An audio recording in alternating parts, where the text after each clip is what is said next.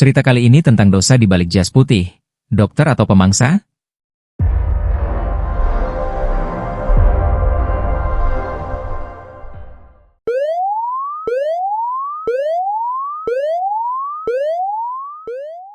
Rumah sakit Kartini berdiri megah di tengah kota. Bangunannya tampak modern dengan kaca-kaca besar dan pencahayaan elegan. Di balik gemerlap fasilitas dan senyum para staf, tersimpan rahasia kelam yang belum pernah terungkap. Laras, seorang perawat baru berusia 25 tahun, diterima bekerja di bangsal VIP lantai 3. Seminggu pertama berjalan biasa saja, sampai ia bertugas malam di hari Jumat, malam yang mengubah segalanya. Hari itu, seorang pasien perempuan bernama Saras Dewi, 23 tahun, masuk untuk pemeriksaan lambung rutin. Ia ditempatkan di ruang 305, salah satu kamar VIP yang sering digunakan untuk observasi pasien jangka pendek. Saras tampak sehat dan ceria, bahkan sempat bercanda dengan Laras saat diantar ke kamar. Tapi keesokan harinya, Saras menghilang. Data di sistem menunjukkan ia sudah pulang paksa, namun tidak ada satupun petugas yang melihatnya keluar. Rekan perawat di shift malam mengaku tak melihat Saras sejak pukul 2 dini hari. Aneh, karena pasien yang keluar harus melewati area resepsionis dan menandatangani dokumen, apalagi pasien VIP. Rasa curiga Laras bertambah ketika ia memeriksa rekaman CCTV bersama satpam bernama Pak Roni, yang sudah puluhan tahun bekerja di sana. Dalam rekaman pukul 1.48 pagi, Saras tampak memasuki ruang 305 bersama Dr. Arman, spesialis penyakit dalam senior yang dikenal karismatik namun dingin. Tapi yang membuat bulu kuduk berdiri, tak ada rekaman Saras keluar dari kamar itu. Hanya Dr. Arman yang tampak keluar pukul 3.12, mengenakan sarung tangan medis dan membawa kotak hitam kecil. Laras melaporkan hal ini kepada kepala perawat, tapi reaksinya hanya datar. Pasien itu memang sering bikin masalah. Kalau dia pulang diam-diam, itu tanggung jawab dia. Ketika Laras mendesak, sang kepala perawat malah menurunkan jatah shiftnya.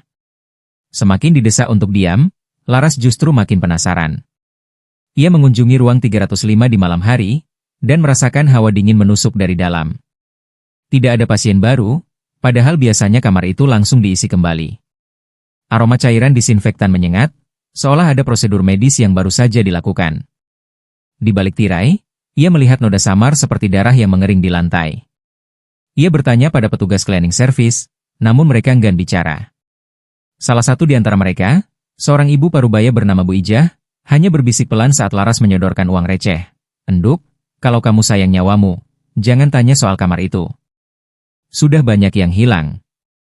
Cerita semakin gelap ketika Laras membuka rekam medis Saras. Nama Saras sudah dihapus dari sistem. Bahkan fotokopi data pendaftaran di bagian administrasi hilang. Padahal Laras sendiri yang mengisi formulir pemeriksaan Saras. Dalam hati, Laras mulai merasakan sesuatu yang janggal. Bukan hanya tentang Saras, tapi tentang seluruh sistem di rumah sakit ini. Terlalu rapi. Terlalu tertutup.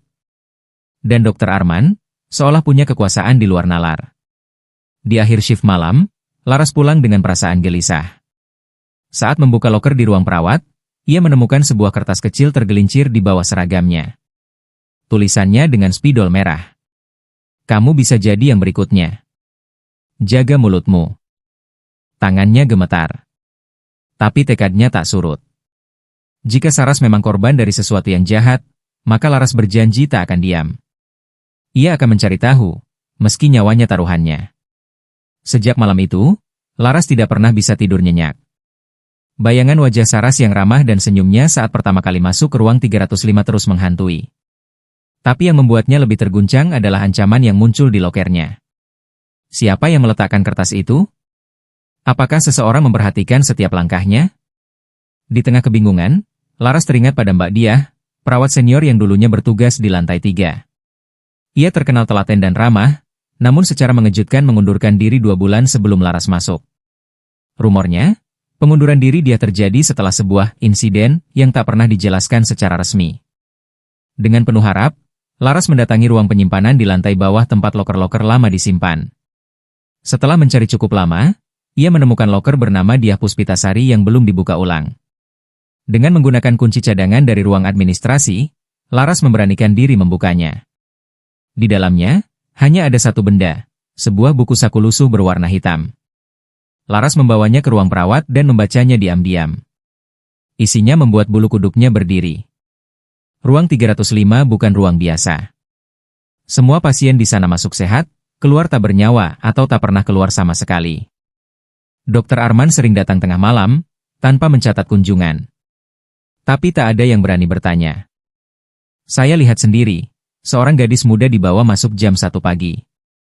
Keesokan harinya, tempat tidurnya kosong. Tapi saya tahu, dia tidak keluar lewat pintu depan. Laras menutup buku itu dengan tangan gemetar. Semua yang ia curigai mulai terasa nyata. Bahkan dia menyebut nama Saras, atau seseorang seperti Saras, jauh sebelum peristiwa baru-baru ini. Tak lama setelah membaca catatan itu, Laras mendapat telepon dari nomor tak dikenal. Suaranya berat dan dalam. Bu Laras, apa kamu suka mencampuri urusan orang lain? Klik. Telepon terputus. Jantung Laras berdegup kencang. Ia merasa seluruh rumah sakit memperhatikannya. Tatapan beberapa staf terasa lebih tajam. Bahkan kepala perawat terlihat sinis setiap kali Laras melintasi ruangannya. Laras memutuskan untuk mencari tahu lebih banyak tentang Mbak Diah. Ia bertanya ke HRD, tapi jawabannya tidak masuk akal, dia tidak meninggalkan surat pengunduran diri resmi, dan nomor kontaknya sudah tidak aktif. Padahal seharusnya data itu tersimpan.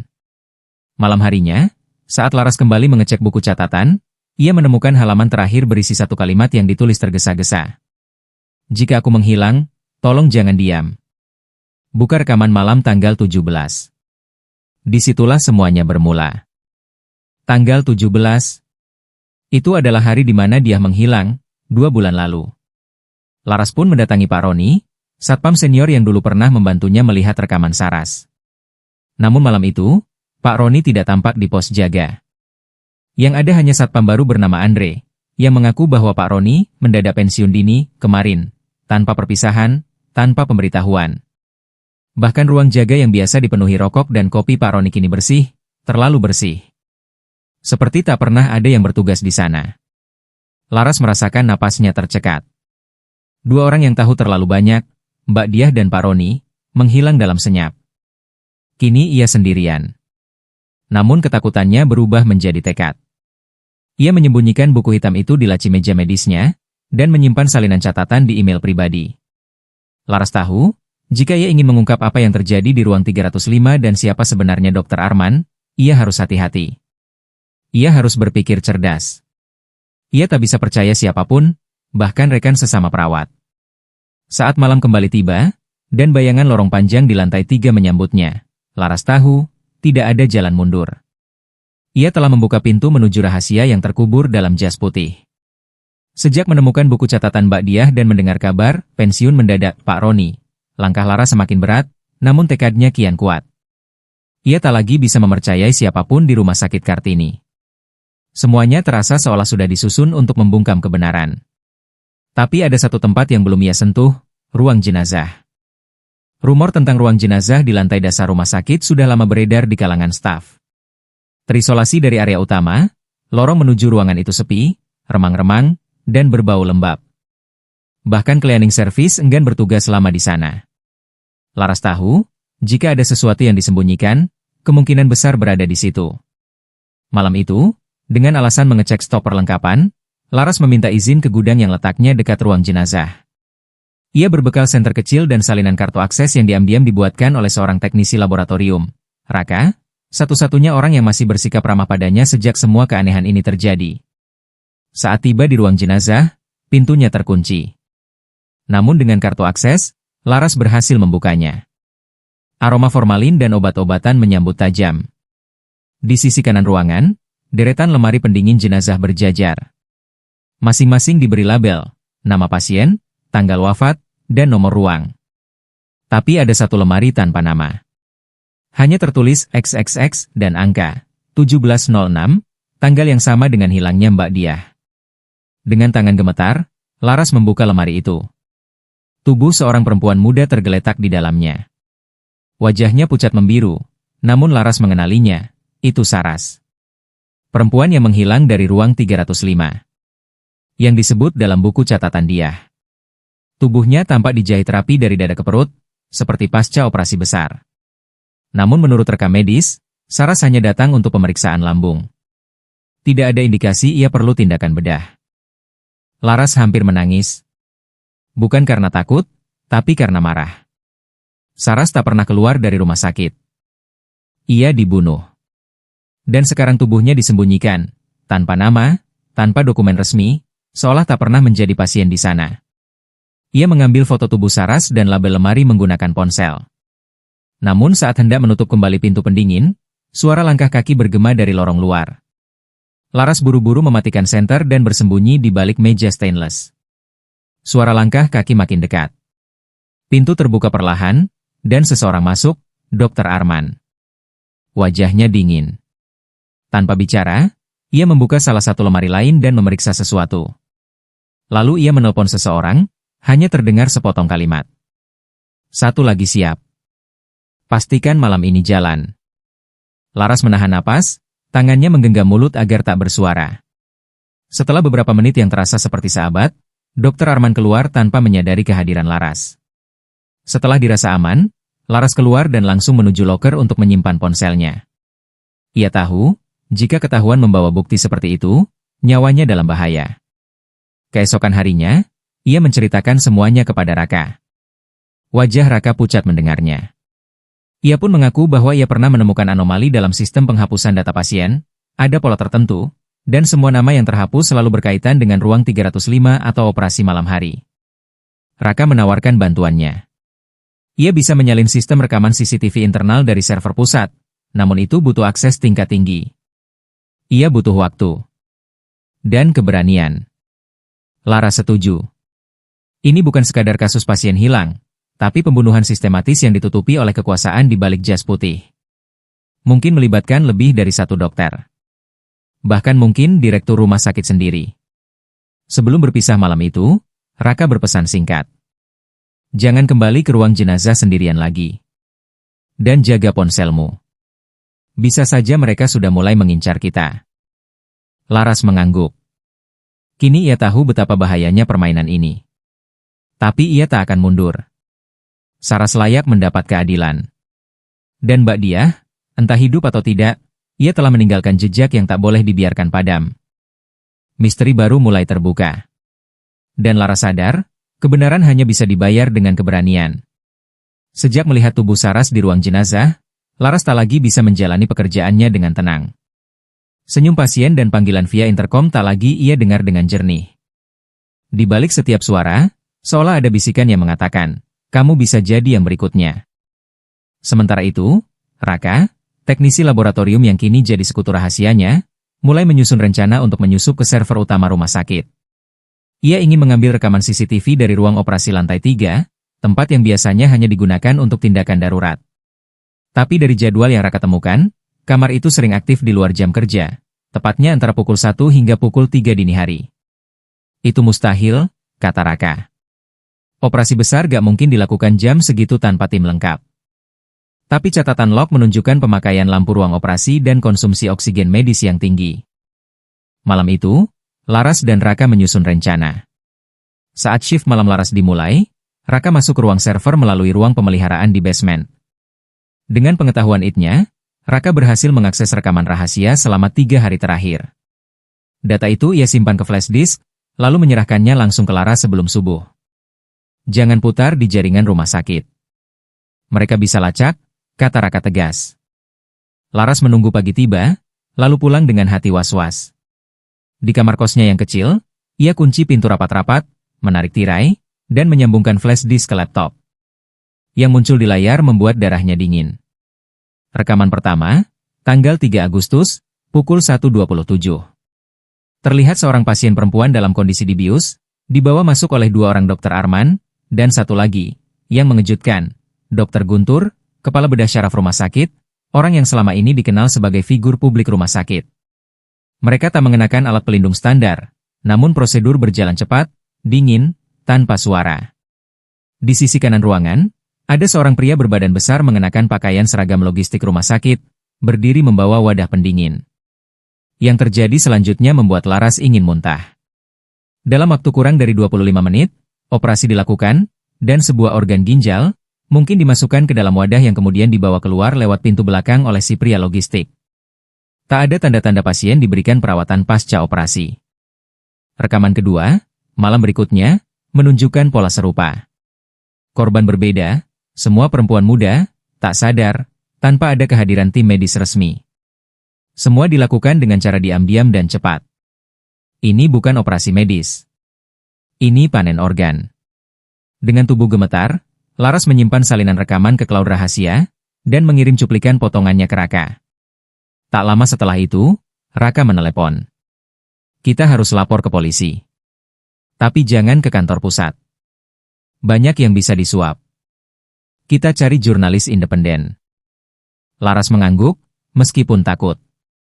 Tapi sebelum mereka sempat bertindak lebih jauh, ancaman datang lebih nyata. Ketika Laras kembali bekerja malam itu, lacinya yang berisi catatan Mbak Diah telah dibongkar. Flash disk cadangan hilang. Yang lebih mengejutkan, Raka tidak masuk kerja. Menurut bagian HRD, Raka mengirim pesan lewat email, menyatakan ia mengundurkan diri mendadak karena masalah keluarga. Laras langsung tahu, itu bukan dari Raka. Panik, ia coba menghubungi nomor Raka, tapi tak aktif. Ia mendatangi kos Raka, hanya untuk menemukan kamarnya sudah kosong. Pemilik kos mengaku seseorang datang malam sebelumnya membawa surat tugas rumah sakit, dan mengemasi barang-barang Raka. Laras kini benar-benar sendirian. Tapi ia tidak menyerah. Ia masih punya satu kunci, salinan cloud yang belum diketahui siapapun. Ia mulai menghubungi kontak dari komunitas jurnalis medis yang pernah datang ke rumah sakit untuk wawancara. Salah satunya Dewi Anjani, wartawan investigasi yang dikenal galak dan anti suap.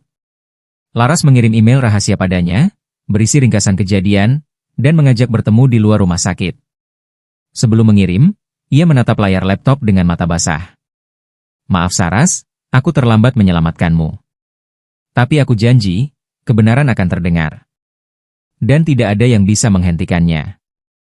Pagi itu, Laras duduk di halte bus depan rumah sakit Kartini. Di balik masker dan seragam kerjanya, matanya sembab karena semalaman tak tidur. Raka sekutu terakhirnya menghilang tanpa jejak. Flash disk berisi bukti utama raib. Catatan Mbak Diah hilang dari lacinya. Laras sadar, semua yang dilakukannya telah terlacak. Ia telah melewati garis merah, dan sekarang diburu. Tapi satu hal membuatnya tetap berdiri, salinan video yang sudah ia unggah ke cloud pribadi. Ia masih memegang kendali. Meski hanya sedikit. Sebelum memulai shift malam, Laras mendapat notifikasi email dari Dewi Anjani, wartawan investigasi yang ia hubungi sehari sebelumnya. Isinya singkat. Kita ketemu malam ini. Parkiran bawah RS Kartini, pukul 23. Saya sendiri. Jangan bawa siapapun. Laras sempat ragu. Tapi ia tak punya pilihan. Ia hapus email itu, dan menyimpannya dalam ingatan. Malam pun tiba. Rumah sakit terasa lebih dingin dari biasanya. Sepanjang malam, Laras merasa diawasi. Di tiap lorong, ada tatapan perawat yang terasa berbeda. Bahkan pasien-pasien tampak tak biasa. Seolah semuanya diam, menanti sesuatu.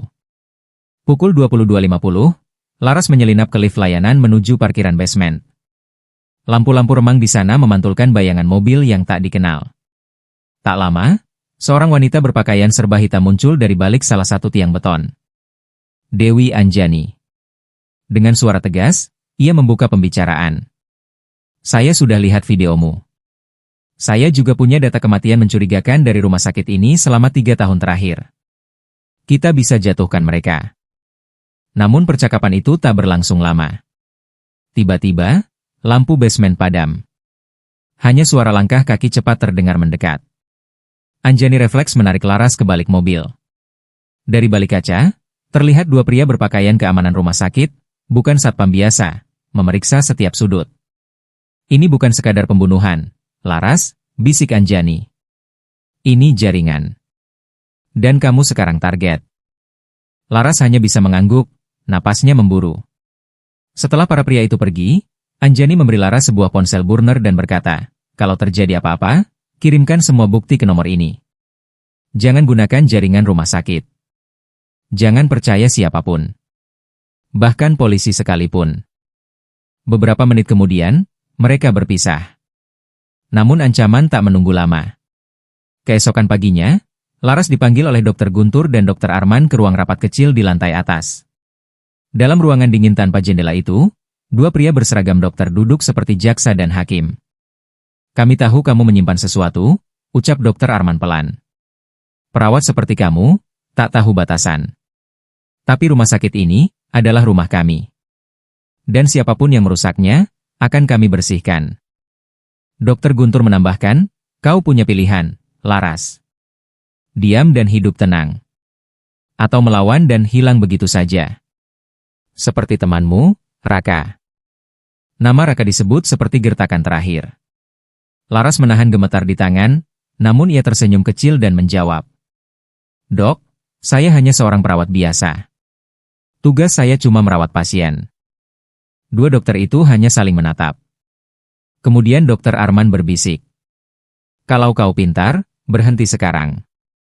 Sorenya, Laras mendapat surat pemindahan. Ia ditugaskan ke unit rawat jiwa, di gedung lama rumah sakit yang sudah jarang dipakai. Di sana, hanya ada segelintir pasien, satu dokter jaga, dan sistem keamanan yang minim. Tapi Laras tahu maksud mereka. Mereka ingin mengisolasinya. Menyingkirkannya perlahan. Menghapus jejaknya. Tapi ia sudah lebih dulu bergerak. Malam itu, Laras menghubungi Anjani dengan ponsel rahasia. Ia mengirimkan koordinat, berkas video, serta nama-nama dokter yang terlibat. Ia tahu waktu semakin sedikit.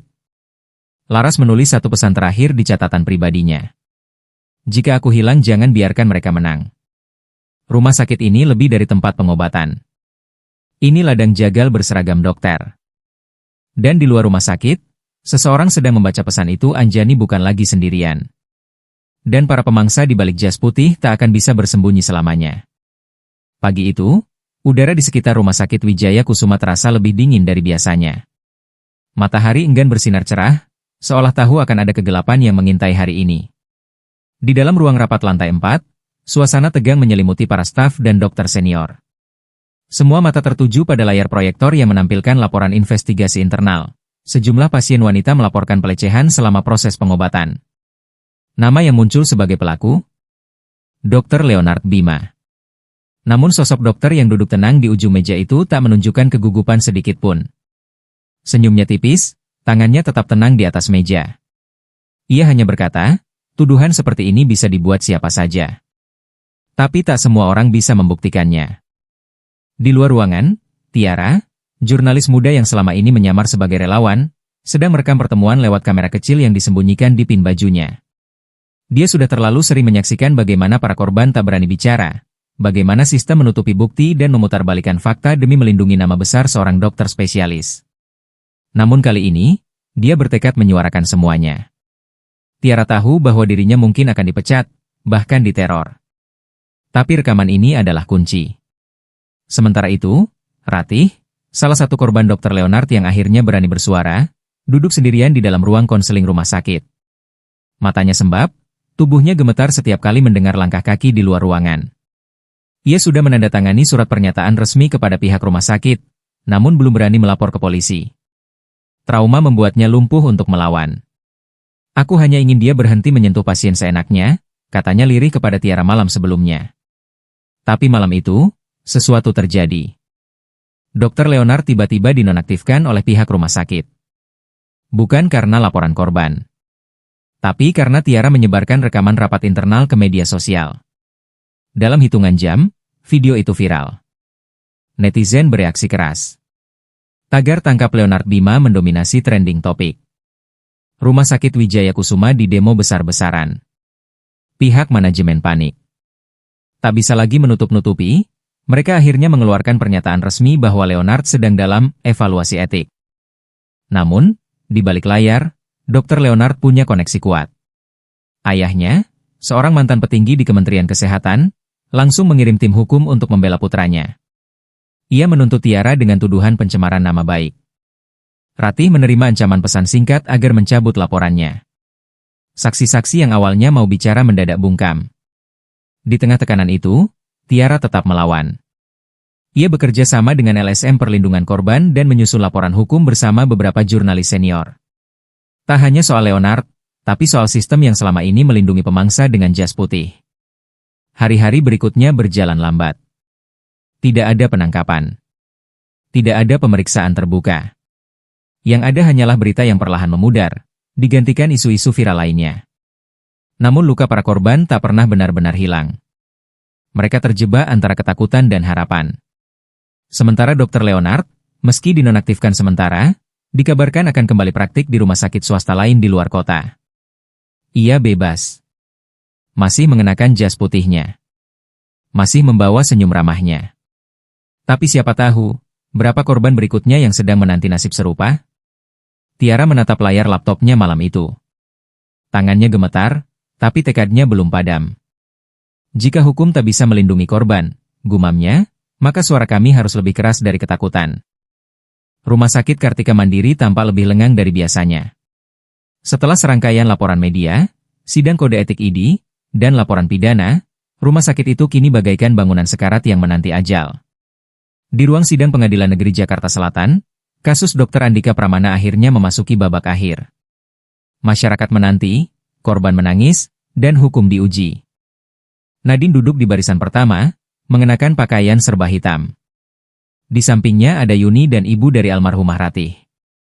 Wajah mereka menyiratkan campuran emosi, marah, takut, tapi juga harapan. Majelis hakim memasuki ruangan. Dr. Andika, dengan kemeja putih rapi dan senyum tipisnya, digiring masuk oleh petugas kejaksaan. Meski kini diborgol, auranya tetap menyeramkan bagi para korban. Apalagi ketika dia menatap Nadine sejenak tatapan kosong, datar, tanpa rasa bersalah.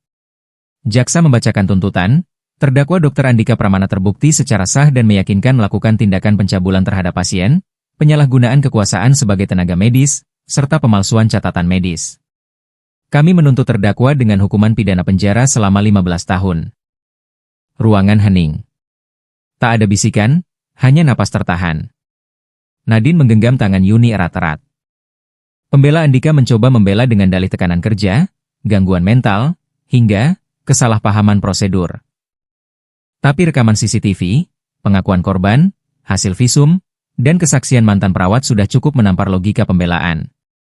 Ketika hakim memberi kesempatan terakhir kepada terdakwa untuk bicara, Andika berdiri. Suaranya datar, tak menyesal. Saya hanya menjalankan tugas. Jika mereka salah paham, itu bukan salah saya. Banyak yang datang dengan sukarela. Saya bukan pemangsa. Saya dokter. Tangisan terdengar dari belakang ruang sidang. Ibunda Ratih menunduk, tubuhnya gemetar. Hakim akhirnya mengetukkan palu, menjatuhkan hukuman 14 tahun penjara kepada terdakwa Dr. Andika Pramana. Hak praktik dicabut seumur hidup. Nadine tak dapat menahan air mata. Bukan karena puas, tetapi karena semua ini terjadi begitu lama tanpa terungkap. Dia memeluk Yuni, sambil berkata pelan, setidaknya dia tak bisa menyakiti siapapun lagi. Setelah sidang, para korban dan keluarga berkumpul di halaman pengadilan. Mereka tak bicara banyak, hanya berdiri bersama dalam diam. Ada rasa kehilangan, luka yang mungkin tak sembuh. Tapi juga ada sedikit kelegaan. Beberapa hari kemudian, nama Dr. Andika resmi dicoret dari keanggotaan ID dan lisensi medisnya dicabut. Rumah sakit Kartika Mandiri ditutup untuk waktu yang belum ditentukan. Manajemen diselidiki. Pihak keluarga korban mengajukan gugatan perdata untuk kompensasi psikologis. Nadine menulis sebuah artikel panjang di media nasional berjudul, "Dosa di Balik Jas Putih". Isinya tak hanya kisah mereka, tetapi juga seruan untuk reformasi sistem pengawasan tenaga medis. Artikel itu viral. Ribuan komentar membanjiri kolom berita. Banyak korban lain yang mulai bicara. Dan dari setiap pengakuan, terlihat jelas, Dr. Andika hanyalah satu dari banyak yang tersembunyi di balik gelar penyelamat hidup. Nadine tahu, perjuangan belum usai. Tapi hari itu, dia merasa sedikit lebih kuat. Dan di balik jeruji besi, Andika akhirnya tak lagi punya ruang untuk bermain peran sebagai penyembuh, karena dunia akhirnya melihat topengnya runtuh. Jas putih tak lagi melindunginya.